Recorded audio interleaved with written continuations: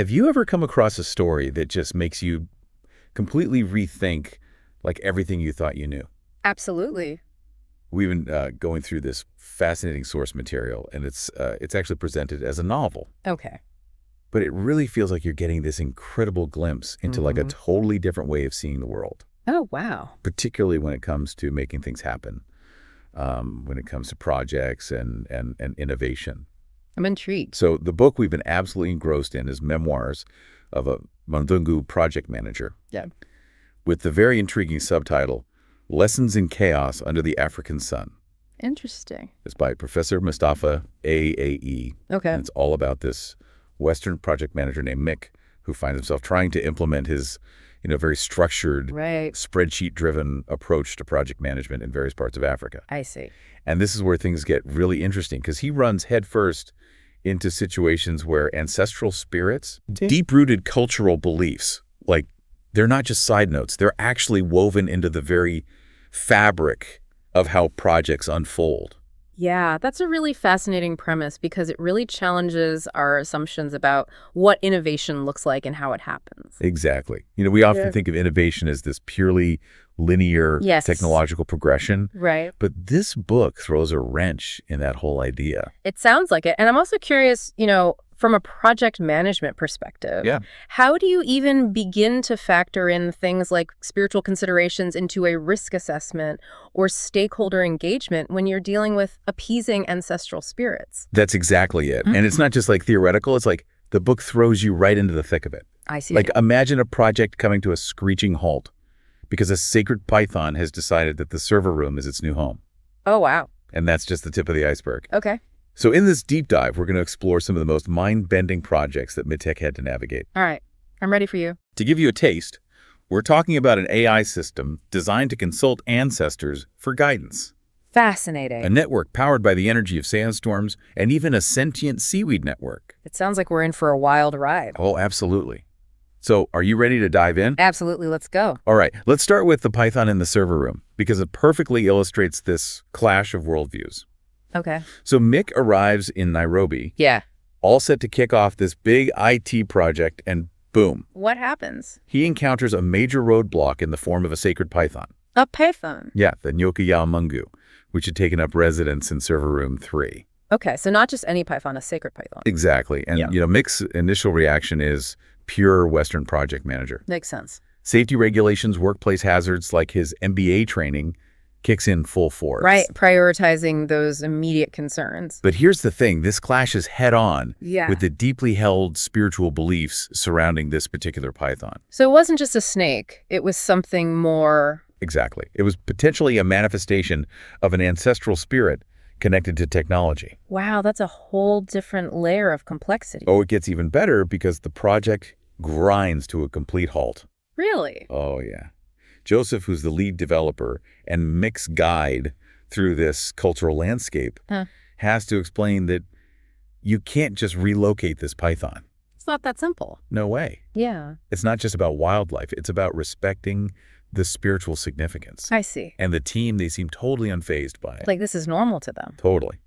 And Mick, he gets this new nickname, Mick Wanyuka, which means Python Mick. Python Mick? I love it. And then we get introduced to Grandma Naya. Who's that? She's the office cleaner, but she also happens to be a shaman. Oh, wow. And she becomes this key player for spiritual risk mitigation. Spiritual risk mitigation. I've never heard that term before. Right. The book even talks about this concept of the bureaucracy of juju. Bureaucracy of juju. Now, that's an interesting concept. It suggests that Mick's, Western project management tools, they were just completely inadequate. They were missing a whole dimension. Exactly. Like, where's the section in the risk register for appeasing a sacred python? Right. There's no precedent for that. So what do? They establish this whole Python protocol. A Python protocol. I'm all ears. It involved chicken sacrifices, apology dances, and gourd diplomacy. Gourd diplomacy? What is that? It's where they strategically pour honey into the HVAC system. Oh, okay. To appease the python, I guess. Exactly. Apparently, someone had placed some bratwursts a little too close to the servers, and that really offended Nyoka. So the python has a taste for bratwurst, I guess. Apparently. But here's the crazy part. After all this, the server uptime actually improved significantly. No way. Yeah, so maybe there's something to this whole spiritual risk mitigation thing. Well, it's definitely a different approach to IT management. Well, absolutely. And it doesn't stop there. What else happens? The team, they basically stage a revolt against Mick's beloved Gantt charts. They didn't like the Gantt charts. They wanted singing days, Mondays, to celebrate progress Fridays, to acknowledge the week's challenges. Okay, so a more communal approach. Exactly. And they replaced Microsoft Project with a simple chalkboard that asked, what would our grandparents do? Wow, that's a powerful shift in mindset. Right. It's like they were tapping into this collective wisdom. Yeah, honoring their traditions. And the big takeaway from this whole Python encounter, spreadsheets just don't cut it in this environment. They lack that spiritual element. The ancestor-approved baseline involved functional servers, blessed by elders, and appeased with chicken sacrifices, but sticking to a strict Western timeline, not so much. So it's about more than just meeting deadlines. Exactly. It's about cultural harmony, respecting those beliefs. Right. That's a great first story. What's next? Okay, get ready for this one. Stakeholders and scope creep with lion dancers. Stakeholders and scope creep with lion dancers. That's an interesting title. So this time, Meek is managing a digital transformation project for a government minister. Okay. Sounds straightforward enough. You'd think so, right? But things take a turn when the minister shows up with his nephew. His nephew? Who just happens to be an interpretive dancer named Kamal. An interpretive dancer? What does that have to do with the digital transformation? Well, their justification was user experience testing through interpretive dance. Okay, now that's unexpected. Totally. So now you have software developers trying to learn pirouettes instead of writing code. That's a pretty unique approach to user testing. And then demands escalate. How so? The minister insists on bringing in spiritual consultants to ward off evil spirits that might be hindering the project. So the project scope is expanding in some pretty unexpected ways. Oh, yeah. And there's this moment where the minister gives this knowing chuckle. Oh, I bet he did. And he mentions this unwritten proverb about stubborn Zungus who refused to dance with lions. Sounds like a subtle warning to Mick. Definitely. And this leads to Mick's Ubuntu update. The Ubuntu update. What's that? It's his realization that he has to embrace the chaos. So he starts implementing daily scrum circles, but with storytelling. Okay, that's interesting. He introduces beaded backlogs using traditional Maasai beadwork. Beaded backlogs? Yeah, with actual ancestral sign-offs and even goat blessings at the start of each sprint. Wow, so he's really integrating local culture into the project management process. Absolutely. It's like taking Agile and infusing it with the essence of I am because we are. It's a beautiful adaptation, isn't it? Totally. So ready for the next adventure? Bring it on. All right, this one's called The Great Firewall of Wakanda. The Great Firewall of Wakanda. I'm already intrigued. This is about a cybersecurity challenge in Nairobi involving a firewall that's supposedly powered by vibranium. Vibranium, like from the Black Panther. That's the one Ubuntu philosophy. And get this, fermented palm wine. Fermented palm wine. Okay, now we're talking. And this firewall, it has some seriously unique features. Like what?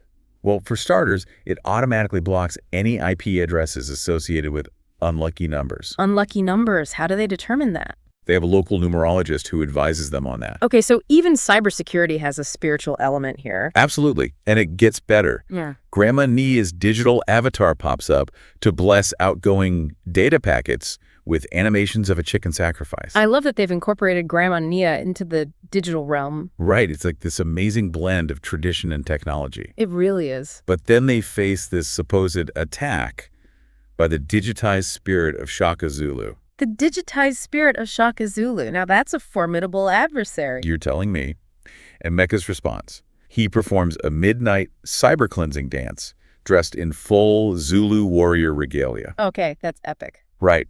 And the craziest part, it actually worked. No way. Hacking attempts dropped dramatically, the network speed tripled, and employee morale went through the roof. That's incredible. Even the external auditors were baffled but impressed. So maybe there's something to be said for unconventional approaches. Definitely. And the lesson here, belief can be just as strong as any firewall, and a little bit of the bizarre can be a pretty effective deterrent. I like that a lot. Oh, and to top it all off, Shaka Zulu's digitized spirit ended up sharing a meme about the whole incident. So they even have a sense of humor about it. Totally. Okay, ready for the next one? I'm hooked. Keep them coming. All right, this one's called The Great Goat Matrix. The Great Goat Matrix. Okay, I have no idea what to expect. So this one's about a recurring problem in Rwanda. Okay.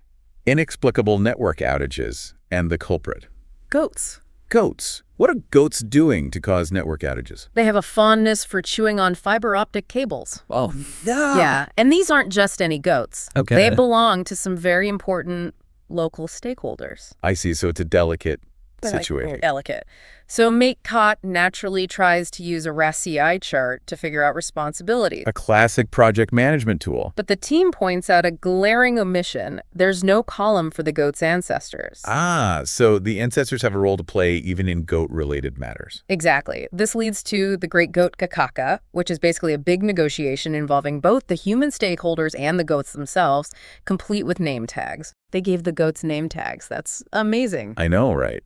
And there are these hilarious moments during the negotiation, like the village chief arguing that the goat's cable consumption was a form of quality testing. Quality testing. That's a creative interpretation. And the local magistrate's goat decided to eat the printed RCI chart. Oh, no. The goats are rebelling against the project management methodology. They sure are. So they end up with a Goat 2.0 software release and a goat leadership pledge. I love it. The lesson learned, sometimes you got to let the goats lead. And real project management is all about building those strong community relationships. It's about adapting to the local context. Exactly. Now, for something completely different, the AI ancestor. Hey, AI ancestor, that sounds fascinating. This project aimed to combine AI with ancestral wisdom in Kenya. Wow, that's ambitious. The goal was to create a platform that could offer guidance rooted in tradition. So using technology to preserve cultural heritage. Exactly. But the first hurdle was gaining the trust of the local elders, which involved strategic gifting of goats. Of course, goats are always involved. Always. Then came the challenge of working with the spirit-driven data set.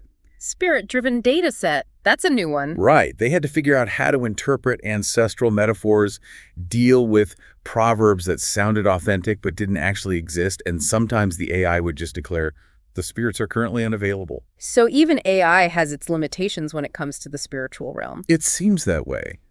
But there are these incredible stories from the beta testing phase, like an elder giving his full approval to the AI's advice on land dispute, saying the land belongs not to you, but to your grandchildren's grandchildren. Wow, that's powerful. Right. And then there's Trudy's grandfather leading a drum circle to align the AI's spiritual frequency. So it's a truly collaborative effort between technology and tradition. Totally. The go-live ceremony involved traditional blessing songs and Joseph's legendary neural network shuffle. I bet that was a sight to see. I can only imagine. The lesson here is that innovation can bridge these seemingly disparate worlds by honoring the past while building the future. It's a beautiful concept. Now let's touch on the Sandstorm Symphony project in Mauritania. Sandstorm Symphony, that sounds intense. They were trying to harness the energy of sandstorms to generate power. Wow, that's a bold idea. And Joseph, he was rocking turbine-adorned dreadlocks for this one. Of course he was. The initial meeting involved a physicist and a Tuareg elder, emphasizing the need to respect the desert. So again, that balance between science and tradition. Exactly. They had to design technology for these harsh conditions while also being mindful of the spiritual beliefs surrounding the desert. Not an easy task. Not at all. And then they encountered these unexpected musical sandstorms. Musical sandstorms, how is that even possible? The elder explained it as the spirit of the Sahara expressing itself. Wow, so they're not just harnessing energy, they're also listening to the desert. Exactly. Troubleshooting involved camel powers, ritual dances, and hilariously, the project AI occasionally playing Sandstorm by Giroud. Okay, that's amazing. The lesson here is that innovation sometimes means learning to dance with the forces we once tried to control. It's about finding harmony with nature. Absolutely. And finally, we have the Seaweed Singularity Project in Mauritius. Seaweed Singularity, what is that about? They were creating a sentient seaweed network for ocean management. A sentient seaweed network, that's mind-blowing. And Joseph, by this point, his dreadlocks were adorned with flowing kelp. He's really embracing the natural world. Oh, yeah. So the challenges included developing sensors compatible with marine algae and navigating the ethical considerations of a sentient ocean. That's a whole new level of ethical complexity. Right. And then they started experiencing these oceanic epiphanies. What are oceanic epiphanies? It's like these moments of sudden insight and connection with the ocean, and then the algae rhythm, their AI sent its first message. We are the sea, the cradle of life, the memory of Earth. We have much to teach if only you would listen. Wow, that's profound. Troubleshooting involved analyzing whale song for data transmission and synchronized swimming routines to calibrate the sensors. That's incredibly creative. The takeaway: nature has answers we didn't even know we needed, and innovation's about finding harmony with that. It's about recognizing the intelligence of the natural world. Absolutely. And the book culminates in this concept of Ubuntu Agile, which seems to be the overarching lesson. Ubuntu Agile. That sounds interesting. It's about deep interconnectedness, the vital role of community, and working in collaboration with the natural world. So it's about more than just a set of practices, it's a philosophy. Exactly. Mick ends up giving a presentation summarizing his year of beautiful chaos, showcasing projects like the ancestral cloud, the sand harp, and the seaweed singularity. So he's sharing these incredible experiences with the world. And the message is clear. Africa didn't just adopt Western methodologies, it transformed them. They made them their own. True innovation comes from listening to the rhythms of a place and dancing to that beat. It's about embracing the local context. And for you, our listener, the takeaway is that groundbreaking innovation can emerge from the most unexpected places, like the intersection of ancient wisdom and modern technology. It's about expanding our definition of what's possible. You've just gotten a glimpse into a unique and often hilarious perspective on project management and innovation within a truly diverse cultural context. And hopefully it sparked some new ideas and ways of thinking. These stories show the value of adaptability, open-mindedness, and embracing the unexpected. It's about being willing to step outside our comfort zones. Maybe it's time we all considered the spiritual well-being of our servers, or at least checked for any rogue wildlife causing disruptions. That's a great point. Always good to be prepared for the unexpected. We highly recommend diving into Memoirs of a Mzungu Project Manager or exploring other examples of cross-cultural innovation. It's a journey worth taking. Thanks for joining us on this fascinating deep dive. It's been a pleasure. Until next time. See you then.